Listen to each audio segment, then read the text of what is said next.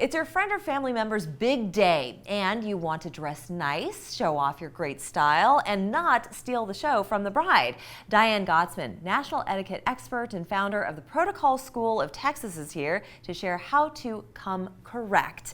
First of all, you've come to us in Charleston from Texas. Thank you so much for joining us again in studio. It's great to see you. I always love coming to visit you. Thank you for having me. Well, this is a gift for us, and I couldn't think of a better segment to kick this off with, because I think a lot of people just don't know what they should do when invited to such an important occasion. Yes, yes. So erring on the side of caution, if it's not specified whether it's a formal or a casual affair, what would you recommend? Well, a couple of things. When you wonder, what should I wear, you can always make a call. If you're friends with the bride, you can say, the invitation didn't specify. Of course, you can also look at the venue. And if you're going to a country club, you can probably decide that you're going to dress more formal than if you're at someone's lake house or somebody's ranch, or a backyard. You know, we have weddings all over the place. That's right. And then finally, you can look at the invitation, because sometimes we overlook the invitation or the website where it specifically states formal, casual, cocktail, whatever it will be. That is true. That is absolutely true.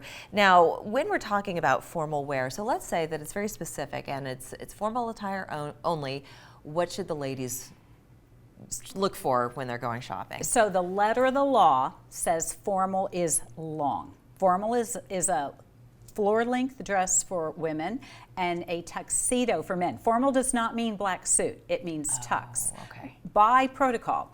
But so many people can get away with wearing a cocktail length only because the bride and groom themselves aren't sure of what formal means, so they think it's formal by thinking, I want dressy. Yeah. So we have to know what that attire definition is. Certainly. Now let's talk about colors here, because there have been a lot of faux pas committed when women show up wearing white. Yes. Is that okay? It's not okay. Okay. For a wedding, we want to give the bride her day.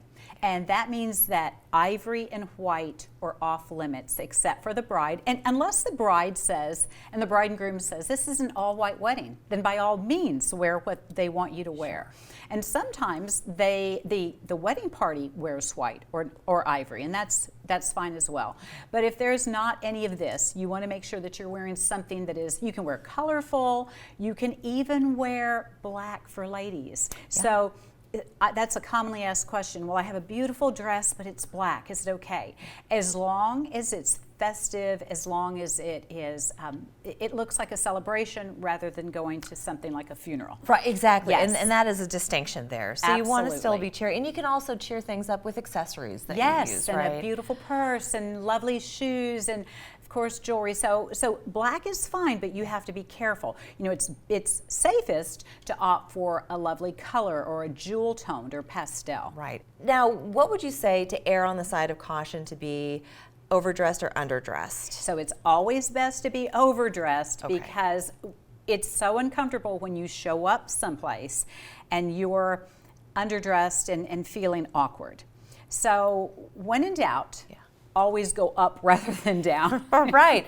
That's always the philosophy that I've ascribed to, and you can't go wrong, because we were just talking before we got started. You carry yourself differently. You do. You feel better. Yes. You look better. You have this air of confidence about you, and people. It shows the bride and groom that you really do care about the celebration.